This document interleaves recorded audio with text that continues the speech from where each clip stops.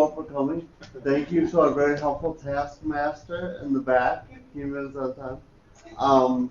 So we are doing a presentation today on creative teaching techniques. My name is Salinas-Lazarski. I'm the Associate Dean of Arts and Sciences here. Joining me today, you want to introduce yourself? I'm TJ. I'm the coordinator for the Surgical Tech and the Sterile Processing Tech programs. And so this presentation is kind of an extension of a presentation that we did together with Deb Krakowski and Christy Reese at Faculty Workshop, which was way compacted. And so we decided to split our presentations up, and each of us would split up in pairs and kind of draw out the presentation a little bit. So we can kind of keep it casual. What we have today is just a survey of different creative teaching techniques. Some of these things that you may or may not have seen, be using, or have seen like here in other presentations that we've done. So can we just go around the room real quick, just introduce yourself and tell us what you teach? Yep, my name is Mohammed Mahani. I teach networking. Okay, Cisco Academy. great. Thanks, Mohammed. Go ahead. My name is Teri. I'm the program coordinator for the nuclear medicine program, so I teach nuclear medicine. Great. I'm Tina Pavone. I teach English and the humanities. I'm Joy Master. I teach biology. Christopher May. I teach automotive. Great. Thank you all for being here. I think I'll just click forward. Oh, we have a couple people joining us just in time. Great, thank you. I haven't co-presented with TJ before, but some of you have been in my presentations already, and I just give the disclaimer that I'm always assuming that you're all great teachers and know what you're doing in the classroom, and even know a lot and use a lot of the things that we're going to talk about here today. So sessions like this are opportunities just to kind of refresh yourself and maybe learn new things that you can bring in the classroom. Hopefully concrete things that you could potentially even bring into the classroom tonight if you're teaching tonight. Okay, great. So I believe you're up. I'm just going to go forward. Okay. Just going to click ahead and you just give me directions. Sounds Do good? I have to stand up and act like I'm in charge? You don't have to Okay, if you don't good. want to. It's past 4 o'clock. I think Okay. we can sit in the chairs if you like. Thanks. Yeah. So this part of the presentation is about performance assessment, and in the surgical technology lab, it's all about skills performance. But I do use performance assessment in many other ways, grading papers that the students write or other projects that they're working on. So it's not just all about lab skills. That picture is me on a mission trip to Romania, and we were doing ear surgery, and the patient laying on the table has become my friend. So that's pretty cool. So in this case, we're talking about simulation and simulating surgery. So there's some groundwork that we have to do before we can go into a simulation. The students have to learn the basic skills, and then they should prepare by reading about what they're going to do. So for example, if we're doing a simulation where we're taking out someone's appendix, they ought to know the steps of the procedure, and in addition to the skills that they've already learned previously.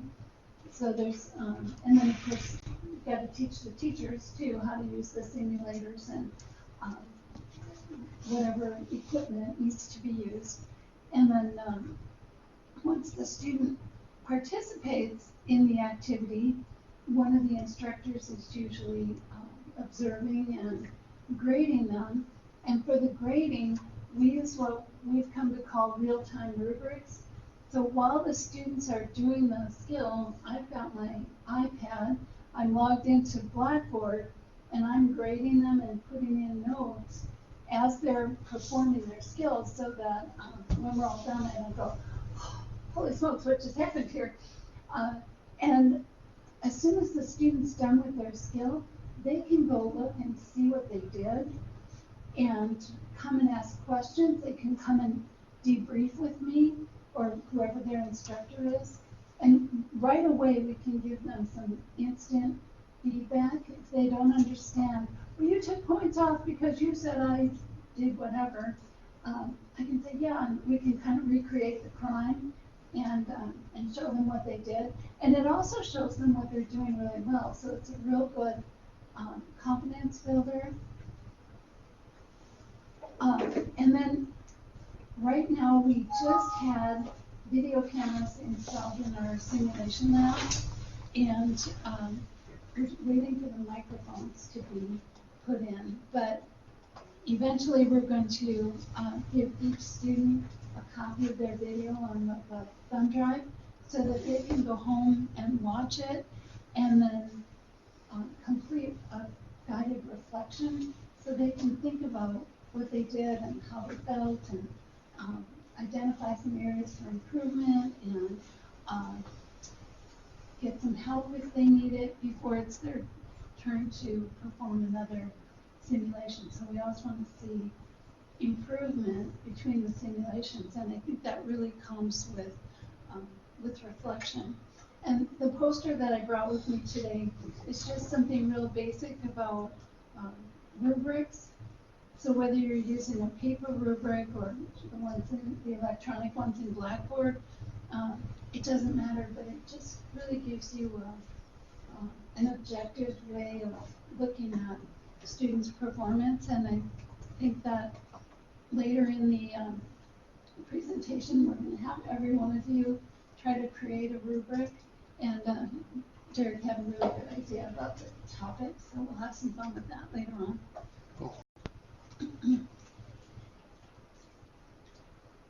So I'm always into what does the word mean? Where did it come from?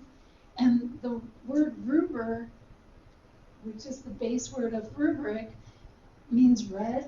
And they think that rubrics had to do with teachers read writing on papers in the old days. Now people think, oh, red's an angry color. Oh, we don't want to use that on the students' papers because they're going to think we're mad. And so I think that's where the term rubric came from, pertaining to red. And I just put a sample of a rubric up there. This is for basic hand washing, one of the real early skills that we teach the students. And in the simulation lab, either they're doing it completely right or they're wrong. Oh, but I only made one little bit. Okay, we're going to fix that, and then you'll be proficient. But you could set up your rubric with 3 or however many levels you wanted. You could have,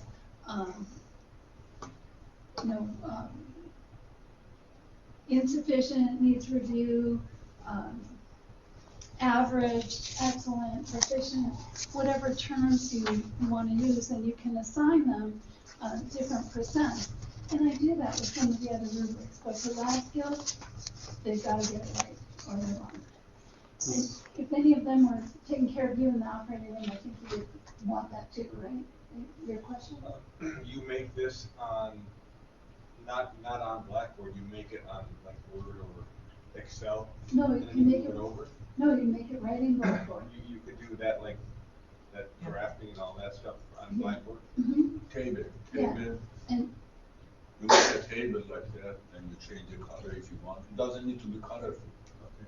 Just So yeah, I mean, Yeah, in the, so I probably honestly need a better thing on Blackboard. I can help you with it if you want to. Because I love that right there. Uh-huh. I mean, I'm just not familiar with it. So I'm new to trading, but I'm also new to teaching. Mhm. Yeah, so I'm, we've all been there. yeah. I know. I You're in the can right Some spot. of us. show you in Okay. 15 minutes how to do a rubric. Okay. Just email me and maybe we can find some time next week.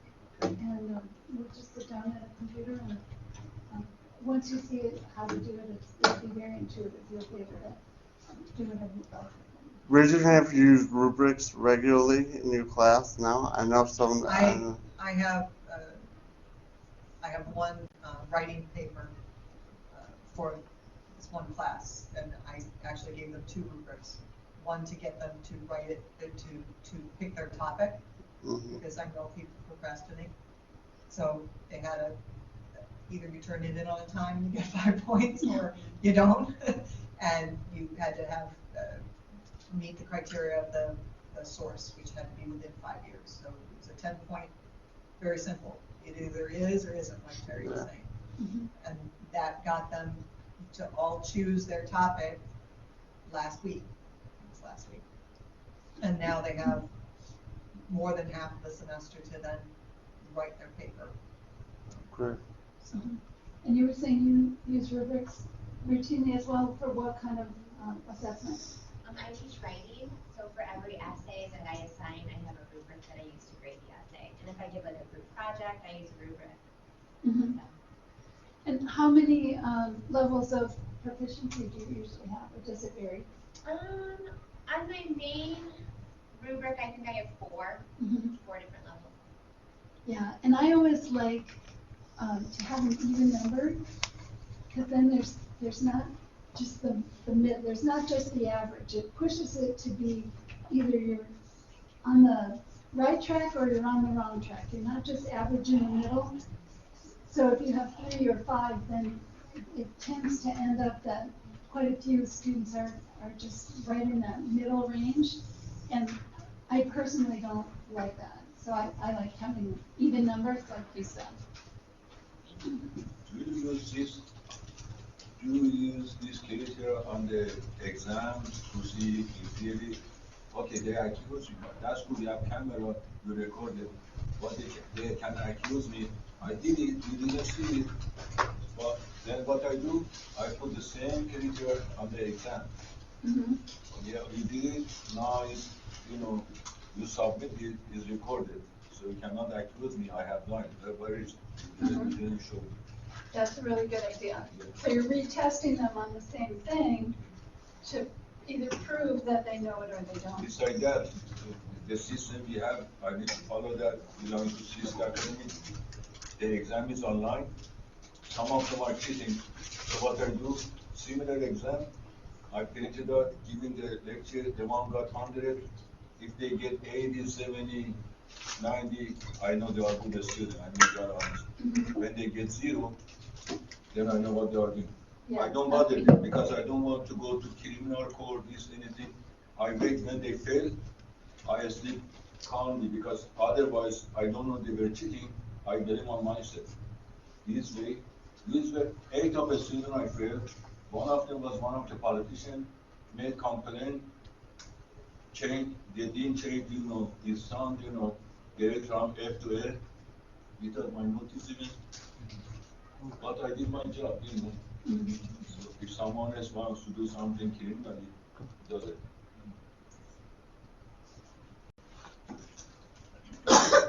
So may I just, if I heard you correctly, so if a faculty says someone got an F, the dean can make it an A? In Territorial colleges, I'm a dean. I am not going to sign any grade changes, and we do not in the Department of Arts and Sciences sign grade changes that are not signed by the faculty member and the department chair. That's our policy. So that should not have happened. So no, yeah. Well, and I think that's one of the advantages here too, is that you've got the track record of how the student's doing all along, and they can't really say that it was subjective because either they met the criteria or they didn't. And I usually put in very copious notes about what went wrong and what to do to improve it. And so I've never run into a situation like that where the student has thought that I was, they always think I'm unfair, but to the point where they would go to the dean and ask for a grade change. And I always make the rubrics accessible to the students so that they can read over it and know what's expected of them. after they take off their gown and gloves, they're supposed to go wash their hands. Well, a lot of them forget, or they say, and now I'm gonna go wash my hands. Well, you didn't wash them, so just because you said you were gonna, you didn't do it, so you're not getting the points. What, So, what about those, I see McDonald with the same gown, they come to McDonald with the same, medical clothes on. What about those? Are they allowed to do that really? I didn't hear the beginning of the I question. see some of those medical people come with the same gown to the McDonald, eating, they go back to work. Are they allowed to do that? It depends on where they are. I mean, when I worked in a hospital, I wore my scrubs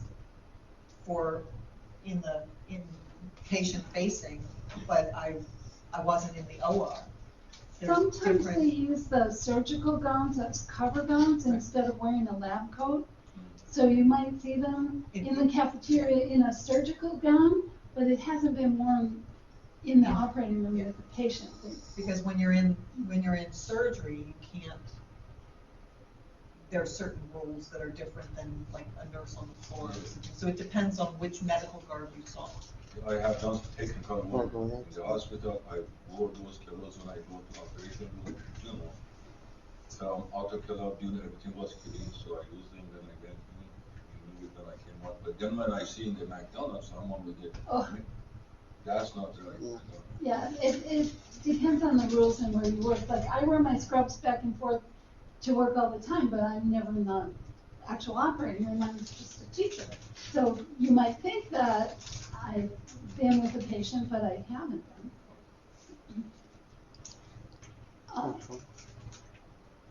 And I know that we're not supposed to have favorite students.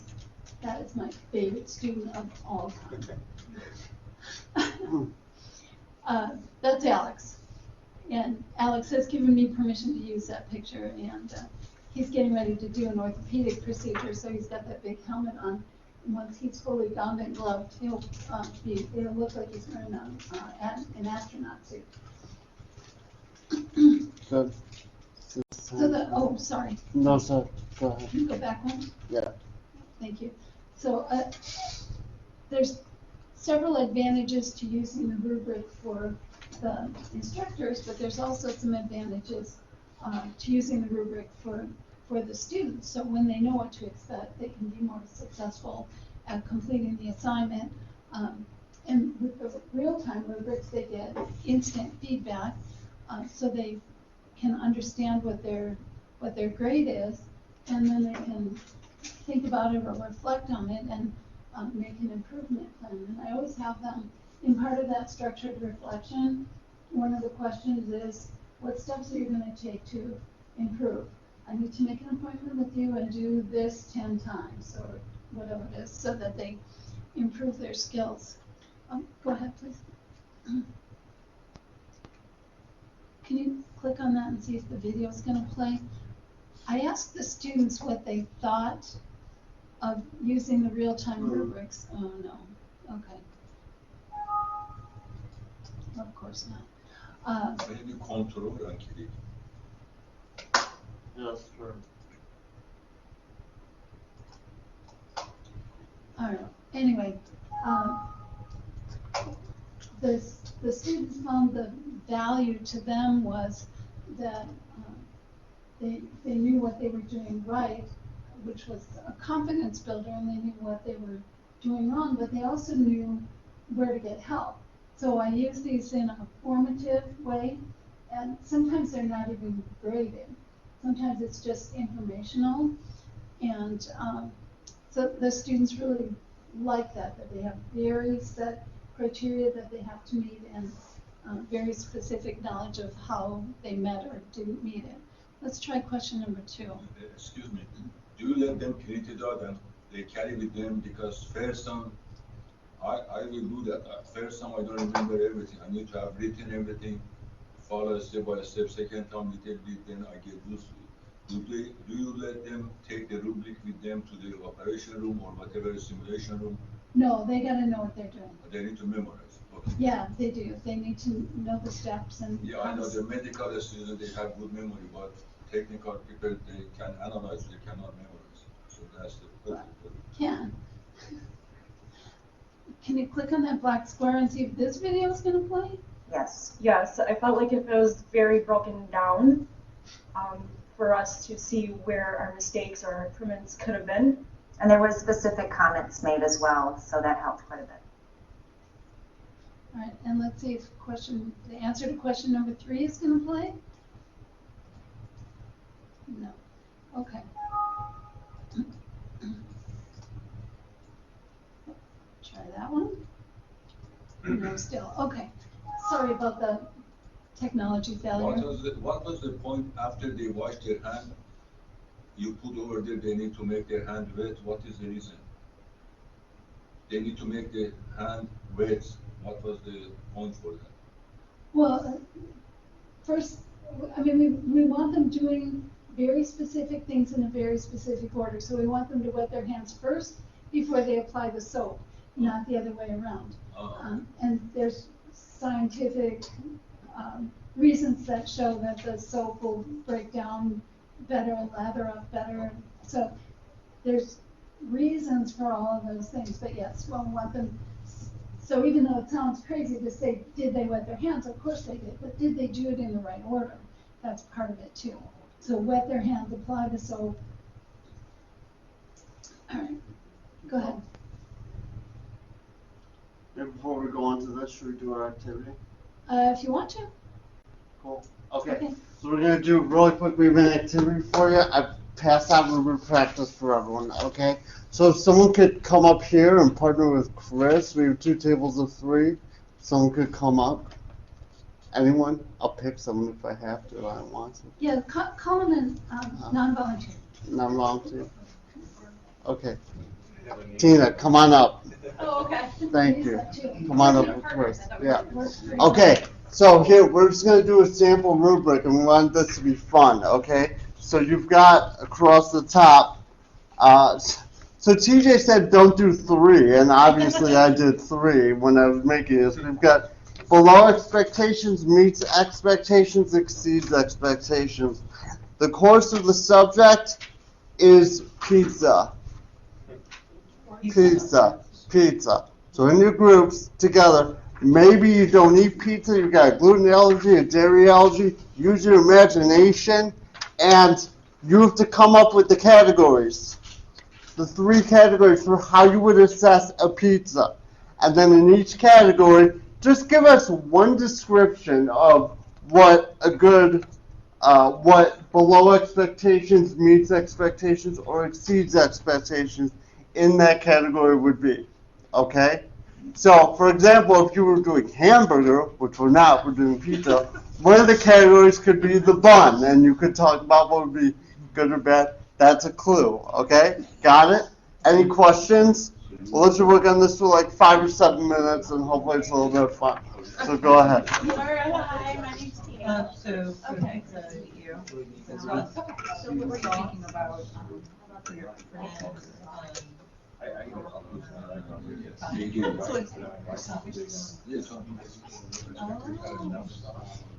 So, what would make, what would be a phenomenal? I don't know.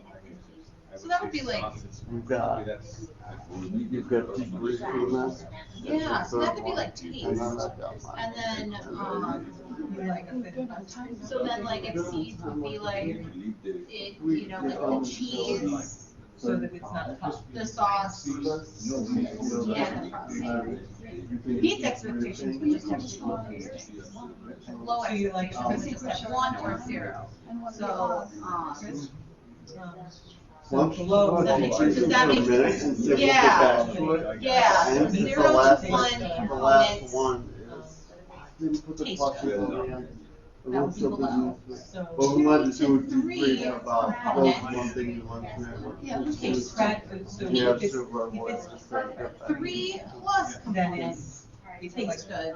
like a cracker, so it's like a cracker. Yeah. Like, Burning my mouth.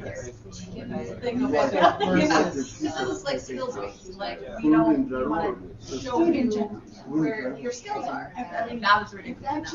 I'm sticking to the rhythm. I'm always So gonna get blisters. Yeah. No point. Smell always gets me, You've always right? done Like, that.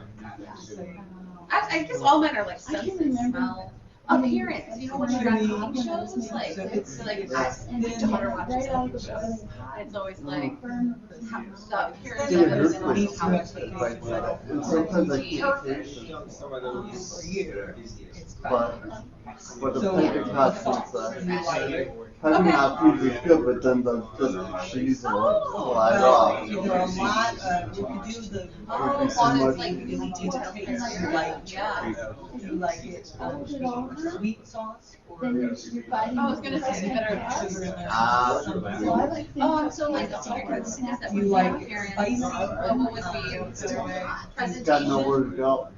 So, You know, for like, you, they it's say, really oh, perfect. So this is, so this is bland sauce. The ones that they had up there. Nice bland, it's basically just tomato milk. Yes. I have. This Yeah, is, so yeah. it meets the expectation.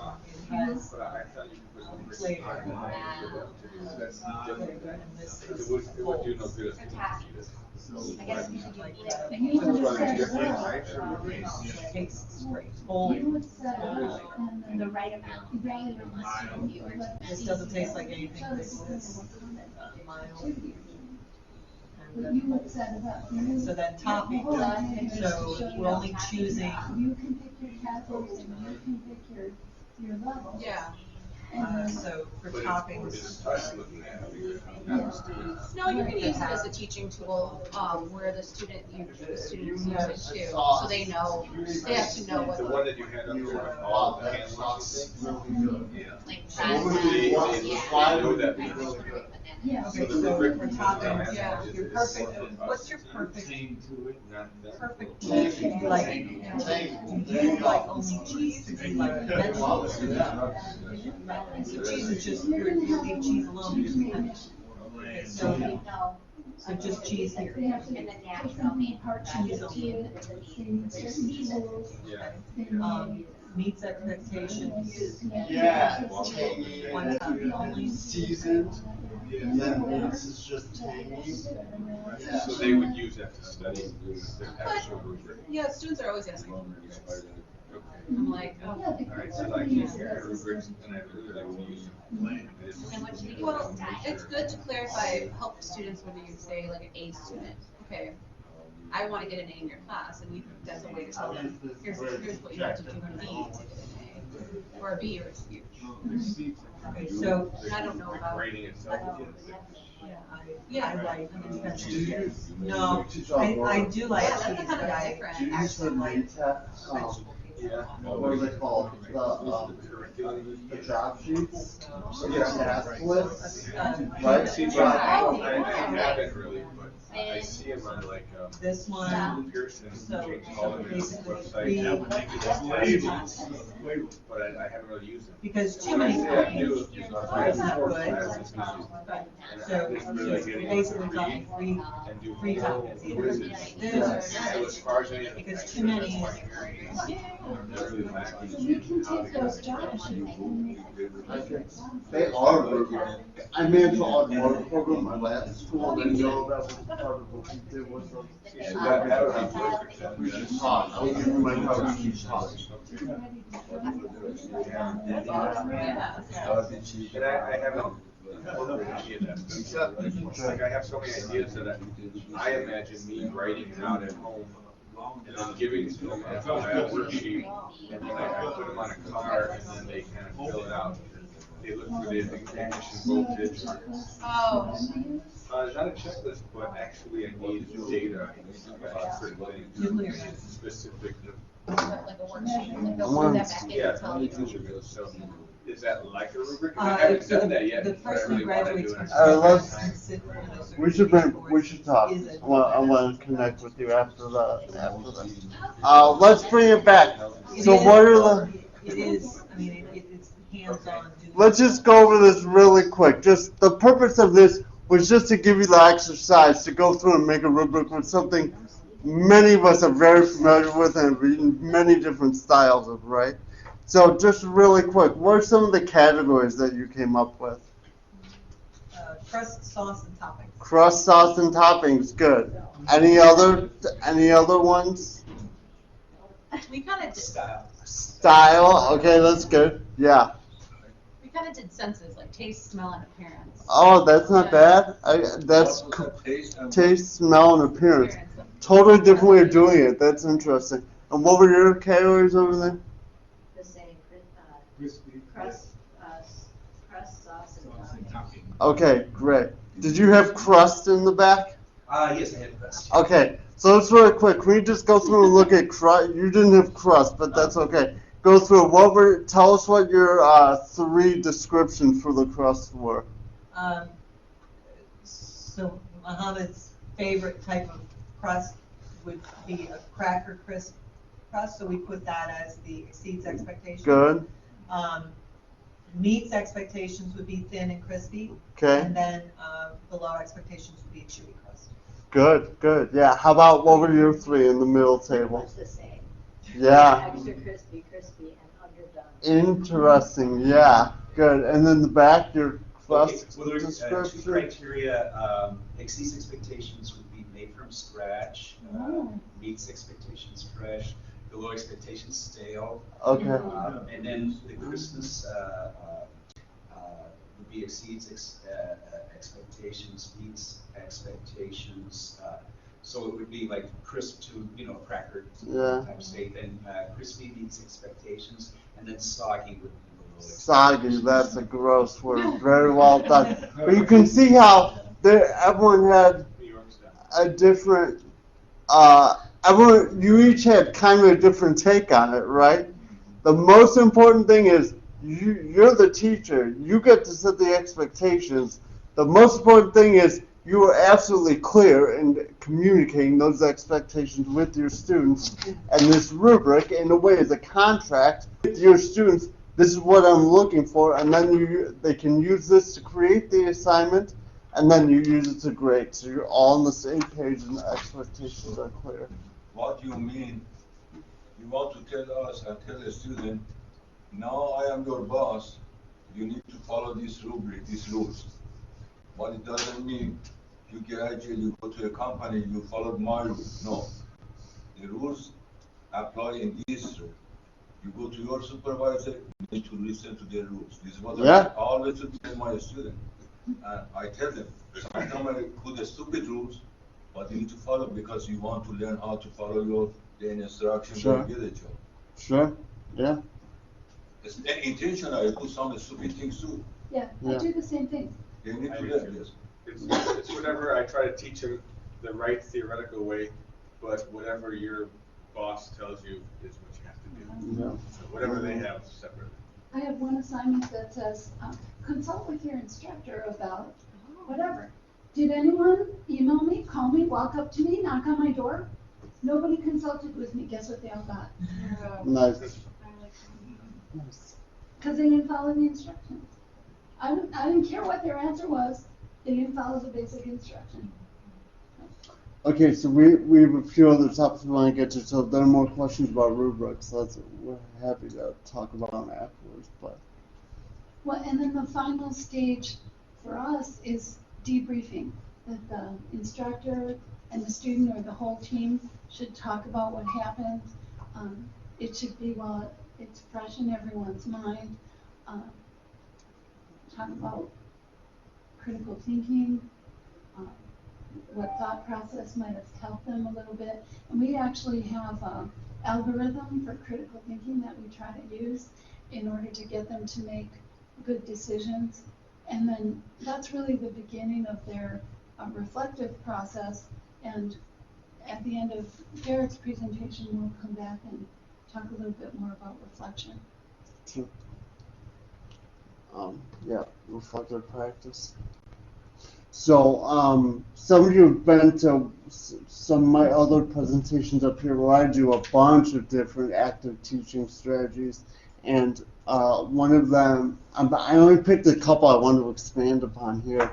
One of the ones I really like, and I actually learned from managing the automotive department at my last school, was case studies. In math class, these are called word problems. But then you don't really think that, oh, can I use this in a different subject? Yes, they're applicable to any discipline. So a case study is a real-world narrative with a problem, a context, and supporting details that you give to the students and you say, what would you do? And these are great portable activities because they develop problem-solving skills, but they force students to recall information from the beginning of class till whenever you give it. So you can tap any information that you have taught them in the semester at that point, okay? They engage students, they connect classroom learning to real life, so they get around the why do I need to learn this question, because you might be in this situation. I really love the idea of case studies because they're so easy to apply. You can use them as an introductory activity. You can use them as individual exercise. You can give them examples and have them talk about them in groups. A little bit of foreshadowing for you all. But so you can put them on a test. There's so many different ways to use them, and they directly connect what they're learning in the classroom, the problem solving, critical thinking, to real life. So now I know what you might be thinking, well, my discipline, this would be so hard for me to use this. I'm going to show you a couple examples. But first of all, the process is you give them a case study, which could be a paragraph or a couple pages. This is really great for, again, like those career and technical disciplines, automotive, healthcare, medical fields, where you've worked in the field. You've got those stories, you know. All it takes is for you to put a paragraph down on paper. I had a customer that came into the shop, the car was making this noise, it was leaking this fluid. What would you do, okay? This patient came in complaining of this with this, and I noticed this. What would you do, etc. And you just let them go at it, and then you have a discussion, and you're using that real life experience so they know directly, this is why I'm here in school, so I'm learning how to address this stuff. So like I said, you can do them groups, individually, written, you can do class presentations, assignment, introductory. They are so easy and malleable. Let's look at a couple examples. So say you're teaching a writing class, okay? You could give this to your students. Your landlord wants to renovate your apartment and move you into the apartment upstairs. She will pay some moving costs, but your rent will go up. For permit purposes, she needs a letter from you explaining whether or not you will, stating whether or not you will move, and explaining your reasoning. Okay, I'm a writing instructor by trade. That's how before I became a dean, and we're always writing essays, looking for evidence, creating main ideas, looking for evidence, looking for examples, defending our arguments. When am I ever going to have to do this? Well, you have to do it in real life sometimes, you know. Real life demands it. If you have to do anything with a lawyer in your life, and most of us have to do something with a lawyer at some point in our lives, they're going to require a letter or an email or something that shows a logical train of thought. So this is a good exercise for that. Biology. A track and field coach is suggesting that his runners drink a can of Red Bull for energy about 30 minutes before each race. Look up the ingredients on a can of Red Bull. You can do it on their phone. They would love that. If you're one of his runners, would you follow his advice? Why or why not? Oh man, students would love to talk about that. That seems like a fun one. And psychology. This is intense, but really good. A death row inmate, sane at the time of his murder conviction, developed schizophrenia in prison. When on medication, his symptoms abate. Is he sane enough to face the death penalty?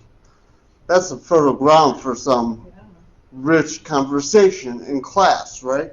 So I purposely picked 3 disciplines here, rhetoric or English, biology, and psychology, where I thought it would be really difficult to figure out how to use case studies. Again, in the health field or in automotive, it is probably a lot easier to come up with these examples, but I wanted to prove the point that if you get creative, you know these examples are out there because whatever your discipline is, there are people who work in your discipline out in the world, otherwise you wouldn't be teaching your discipline, right? So those stories are out there. If you Google, you pay attention to the newspaper, that's fantastic. You just see stuff that happens in the news, you can bring it right into the classroom. I used to do it all the time when I was teaching English. Saw this article today, let's talk about it for 10 minutes. Okay? I think I have, yeah. So, trying to practice good pedagogy. I have examples. So, sir in the back, would you mind moving up to this table with them? So flip your pages over. We've got 3 examples. It'll take about 5 minutes. I love practicing what I preach up here, being a good teacher, and seeing things in action. So why don't you read these all out and just talk about each one for 2 or 3 minutes and see what you think, okay? Oh.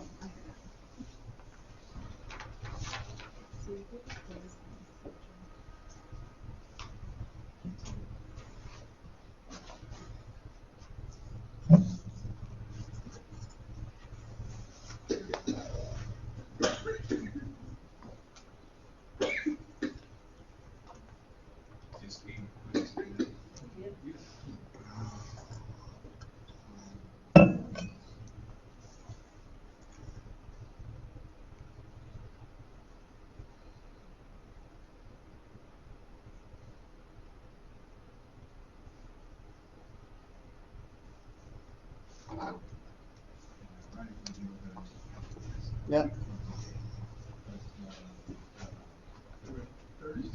Darren, you want us to read them and do? I want you to read the first one and then talk about it. Okay. Amongst yourselves, say what you would do. Okay. Yeah. Are we looking at how we can build a case study activity? No, I want you. We're doing it. We're doing it. We're doing it. I'm putting you in the role of the teacher. I need to clarify directions for your pedagogy. Okay. Okay. Read the first one. Discuss it amongst your group for 2 minutes. Read the second one. As in answering the question. As in answering the question. What would you do? Okay, so, You find. Yeah. Yeah. so if I, so I give a quiz and. Oh, okay. Went, it was basically, and no one did it. No one did it. Right. No one did it. I would, Yeah, then I they weren't on would the- take the, Yeah. because it's not. So then what would you I do? bought a new car. What I found Counteract is Check into it. when I'm giving, I usually give a Yeah. lecture. Oh, yeah, definitely. And then the next There's a day, perfect case the study. next class, Sure. I come back. That's what I was thinking about when you were saying that. And ask if there were any questions about lectures, because sometimes it takes, Well, could be. it takes time. So prior to the lecture, their assignments is always. Yeah, yeah. Their assignments a tiny one. they should be prior to the lecture, so It's in that the last, okay, they so the last 2 days. follow along. Test on this material will be a Might week still from be today. confusing. Oh, okay, never But mind. it's better So that you've been the covering lecture- material 2 days later. Well, You have that's that a quiz, good a week thing. later, your homework is I first. love it, Mom. And it's due before class. Yeah. And then I give a lecture based, kind of based on the information, so that, and I would I probably have put them to make together sure and like, be more involved and like look at make sure their that I'm answers discussing prior them to and make, you know. giving them. Like almost like a mini lecture like as you walk around the class. to where they are efficient in. Yeah, to make sure, yeah. So then the next day, after the lecture, the next day in class, like. This one was check interesting, with when no one raises their hand. where they might still be lost. And if there is, no one answers. Well, I give them an opportunity. They'll raise Yeah. their Still hand, at you. then I can put- So my sister-in-law is a 6th grade teacher. Oh, okay, And she told me about that So, name name generator. and have that. Okay. So I give them an opportunity. I said, In listen, this if no one, case, if no one puts their hand up, You know, if I found that use David this, so I'm Quaid not is picking it. Oh, I don't okay, want 'cause you don't anyone wanna to pick blame me on for one. picking on the same person. didn't So the name pass that, generator didn't do well, takes your then name off the I list would until feel that. the class is all gone through, and then you reset it. I think Oh, that's what. So I give, that's so I give an Before I opportunity started first, doing this, and now it's almost like you don't even have and to I- pull the name generator. Because they out. know. Because, yeah, it's. They're like, I'm gonna have to do it anyways. Right. Yeah, so then I'll get like the reluctant hand with up. those Yeah. students who are And then not that helps. Yeah. if they have that Otherwise- opportunity, they have. So, yeah, I think that, that's why I can't. What happened before, And what. so last year when I taught the same class, they turned in their assignments the day of the test, not the day of the test, but the day of the class. Jigsaw? Oh, yeah, Jigsaw, yeah. So I use. Handwritten. That to develop. And I You always use a little bit. So I couldn't, I do 3 general. couldn't adjust my lectures. And then for my general. You couldn't find where they were I get deficient. the word sound familiar, but one's TM, one is general. So that when That's when I would do a quiz, and I had a lot of What people he fail, hears then I'm like, first, well, thing another why student. didn't you understand? If I covered your lecture, But I really like it because lecture. they're more Some of them got involved. turned They into- have to read each category. So there was a lot Which going you guys into just wrote it. this. And then I You know, just it was basically. there was a stand lot up going forward into the why they And I were write doing their it. notes down. Yeah. And I let them The take. way that notes I'm out, doing use it notes now, on I test, have, but not I'm having too more much. success, Okay. less So it's fails. almost like all of More us reading the whole chapter. Plus with black class. Yeah. they're able to. Yeah, no, I think that's a actually use of that. But much earlier, Lecturing in that class. they get better feedback, so if my student is very proactive. Yeah, I would say and don't tests go the back. same I would, in the activity, isolate, I would isolate that student and They just always kind of have like 2 or 3 options. be there with him. They turn it in. I don't know, just not isolate what I'm saying. Pay more attention. No. Spend extra time with that student. Yes, and Yeah. that's what I don't So have. they I don't have any Oh, other yeah, you'll techniques. pick them up. better group. Yeah. Um, I had to let my students 2 hours early out. But last year at the same time, I was in But that's, this okay. I mean, they didn't know. I situation. think that you should also, you can come here and make appointments. They weren't keeping us in You work. can always just So come, basically, right? through this, I'm thinking, well, you didn't pay attention in class. Yeah. You didn't, The hours over there were kind of bad. and so group Where- handout, what building are you students in? worked together, maybe Oh, the I students who did. I think everyone is. 6 Were or 6 like each. typical groups where you have Today's one class was person writing. Mondays at 4:25. So, you know, it's We need to go usually in over a some, group I setting, need you to have go back. a leader, We and need you to have go over a some Maybe I'll try that. No That way it'll give you a not chance everybody to- is Because I feel like not it's everybody better. is Yeah, You or also just coach the, learn talk with the that. students more about finding ways they So it's like a can number of different. learn. But you have to be active. But it's also like, I'm See. gonna take some work. And you know, maybe it's Not other more just sitting there waiting. methods of jigsaw, you guys know what I mean when I say that exactly. I'm not familiar with Jigsaw. Yeah, no, it sounds like you're doing it My correctly. sister-in-law What told would me, you do? Yeah. What's the? basically each chapter has the categories, right? Yeah, I do Everybody that gets too. different blocks. And I basically give one to each student, unless it's super long, I break up. So I have 17 There's students. no, I mean, there's absolutely no retake, it's written And clear, I but they break them up just. so they each Then read this a point- category and No, no, I know, get but a I whole class. also wanted to be. Then I give them, you know, so that they 5, don't say, 10, 7, 8, I didn't want them to feel the And then I headache. stand at the board and Because I start want them to say that, you know, not just. And I want, okay, so- I want their But take. you know that that information is Not less. you gave track the group, Yeah. and you went back. No, but and I that don't work all them. information I so that want later- to kind of sweeten the message. Yeah, so this is how it works. That, you know, How many students do you have? everyone Yeah. else Yeah. is 17. just So like, you would break up into Yeah, five. that. Yeah, so jigsaw's where you break up into expert groups, and that's like, all right, expert group, you're gonna read chapter 1, 2, 3. Then you've got your home group, so then you go back to your home group, you've got one person from chapter 1 there, one person from chapter 2, so you're teaching each other. So experts, yeah, yeah, essentially spelled out the syllabus on the Yeah. If you're not clear, it can get confusing. Students will be like, why are we doing, why, well, no, it gives you an opportunity to A, teach each other, and then we get to cover all this material. Okay, so now I do remember, I did try this the very first day. Was it chaos? Yeah, you gotta- that's why I decided to take at least a week. Yeah, that makes Okay, sense. let's bring it back. What works for you? Okay, so let's just do a couple quick comments because we're running out of time. What did you all think? Not about the cases. You had great conversations. What did you think of? Let's get meta. What did you think about discussing the cases? Does that make sense? What I'm asking for? Yeah. It can help see other ways of addressing an issue. So we only really got to the first one. So It's good. It's a lot of talking. So the question was, what would I do? And I talked about this particular thing happened to me last year, and I changed my teaching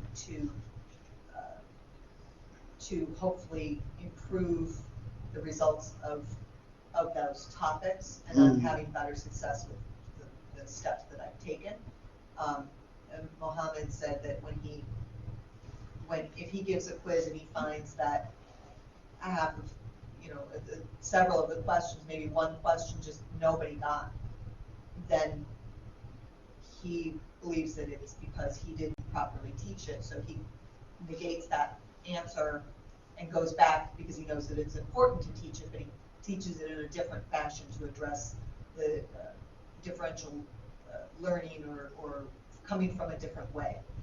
So in discussing the cases, you can see how you're able to share really practical information with each other that allowed you to go back into the classroom, right? So that's part of the power of what using a case study in your class can do, right? So much of what we teach is theoretical. This is putting it directly into practice and showing the students where the why do I need to learn this directly translates to the real world.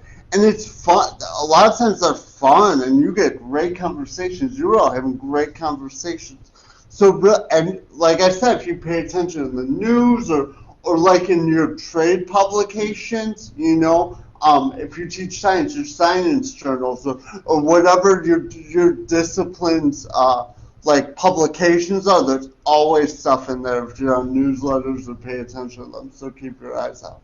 Okay? Well, we were talking about this, it really helps with your learning when you start doing what it is you're learning, and so this is a way to apply or have authentic application for the material. Especially when, again, you have some of these cases that are going to force students to recall information they were taught in week 6 and week 4 and week 2, because then it shows how everything is connected, that weaving together, and you're forcing recall of multiple different points. That's good teaching, good learning.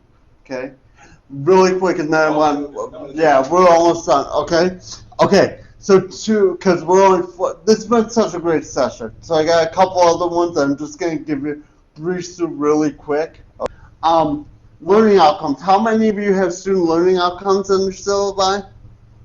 Every single one of you does. Everyone does, because we would not be accredited if you did, right?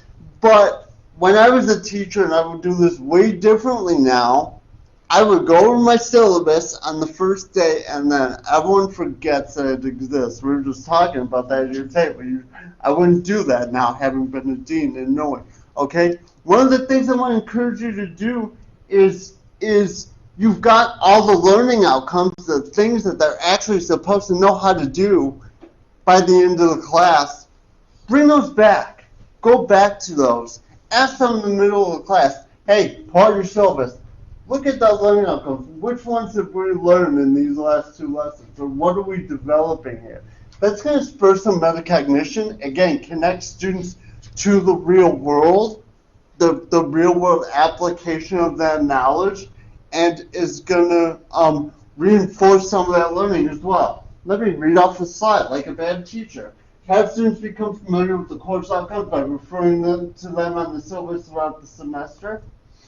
When going over new content, ask students what learning outcomes the new content is addressing, reinforcing for them the skills they'll learn, and then ask how students might use individual learning outcomes in another class or professional setting, because that shows the transferability of skills from class to class and from class to the professional world.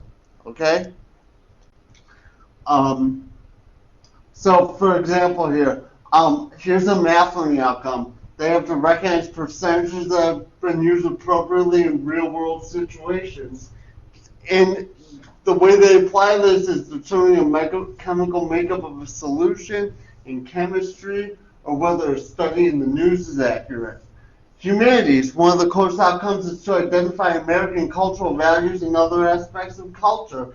They can use this to determine the meaning of a work of art, place an opinion article in context. You can see these are things that you really have to do in your other classes in real life, okay? So there are a lot, I could talk a lot more about this, but it's not something that I ever see brought up, using your student learning outcomes as a teaching tool. So I just want to plant that seed, and maybe you can run with it. Happy to talk about more, okay?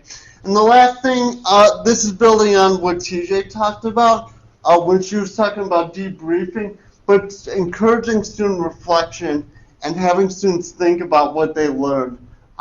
So ask students to write down a thing they learned or didn't understand. Ask them one thing in the class they're struggling with. Ask how they're studying. What are you actually doing at home to study, okay? Get them to start thinking about this stuff. You're not just teaching them the discipline, you're teaching them how to be students in your discipline too. And those are two connected but different things, okay? And then last, have students visualize where they want to be in 2, 3, 5 years, and that's what they need to prove to get there. So, I think the last thing we're going to do before we wrap up is someone please raise your hand, think about what's one thing you learned today or still have a question about. Yeah. I can see several instances of using case studies in both my first years and my second years. Great. Definitely my second year, so that it will help improve, hopefully, and bring back their take them all the way back to the beginning, so that they can correlate, use their critical thinking skills to then be able to, when they sit for their boards, they can visualize the activity and the case study, and they will be able to do better on their board. That's great. That's great. Thanks. Anyone else? One thing you learned today or still have a question about? Could you please print this page? We can email it. We'll email you all the presentation. Yeah. Okay. Yeah, you'll have it. Yeah. So case studies bridge the theory with real world. Very important. Love that. Thank you, Josie. Yep. Something else, not case studies. Give us one more thing, and we'll be out of here. One more thing you either learned or still questions about. I have some questions about making them. Okay. Maybe we can settle a little Yeah. group thing. I'd be happy to help. Absolutely. We'd be happy to talk about anything we talked about here. Yeah. Great. Thank you for saying that. TJ, do you have anything else? You're good? Thank you. I'm so narrow-minded, I thought case studies only had to do with patients. Yeah. But, wow, I'm amazed. There's a lot of different You ones. know, I worked at dealerships 27 years, and some dealers, every week, we had a little morning meeting for work, and it was just for text to say, had they seen anything weird that week? Because, yeah, so it wasn't getting all into it, but it was, hey, I saw this, and it was this. And it just gives us idea in case we run into that, because sometimes we could chase our tails for hours. You've got so much material Yeah. to pull on. Yeah. It's kind of like case studies. Yeah, absolutely. We don't want to take any more of your time because we want to thank you all for coming. This was a great present session. Thanks to you all. come on back for other sessions in the CTE. I want to thank TJ for co-presenting with me. And come on back, and everyone have a great day and a great weekend. What's funny is I made pizza last night with my daughter. Yeah.